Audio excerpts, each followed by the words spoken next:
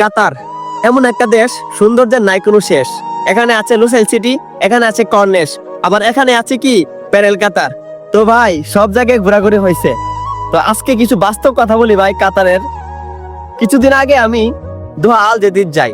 তো যাওয়ার পরে একটা বাঙালি ভাইয়ের সাথে কথা হয়। তো ভাইরে জিজ্ঞাসা করতেছিলাম, ভাই কি অবস্থা, আপনার কেমন আছেন? তো সেখানে প্রায় অনেক বাংলাদেশি, সবাই প্রায় দেখি বাংলাদেশি। তো তাদের দেখে একদম মানে একসাথে এতগুলো বাংলাদেশি দেখে ভাই আমার অনেক ভালো লাগছে। তো সবসময় ভাবতাম কি যে কাতারের সৌন্দর্য, কাতারে অনেক কিছু আছে, কিন্তু ভাই আমি তো মানে ওই দিন আমার সত্যি কথা আমার চোখ কপাল উঠে গেছে। তো কিছু বাঙালির সাথে কথা বলছি, কিছু ভাইয়ের সাথে কথা বলছি। তো বলতেছে ভাই আমরা প্রায় 3 মাস ধরে বসে রয়েছে, কোনো কাজ নাই। তো আরেক ভাই বলতেছে ভাই ঠিক মতো খাইতে পারতেছি না। আরেক ভাই বলতেছে ভাই আপনারা তো ভাই ভালোই চাকরি করতেছেন, ভিডিও করতেছেন, ঘোরাঘুরি করতেছেন, কিন্তু ভাই আমাদের দিকে একটু তাকান। আপনারা কিছু ভালো ভিডিও করেন যে বাংলাদেশের মানুষ যেন দেখে এগুলা। তো তারপরে আমি এটা চিন্তা করলাম, আসলে আমি এটা বিশ্বাস করতাম না যে মানুষে বলতো যে ভাই এই সমস্যা ওই সমস্যা।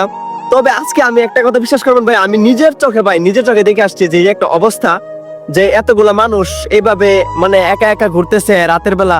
তবে রাত 10টা 11টা না 12টার দিকে আমি ওইখানে যাই। তো অনেক মানুষ ভাই যারা কাজ নাই এমনিতেই ঘুরতেছে।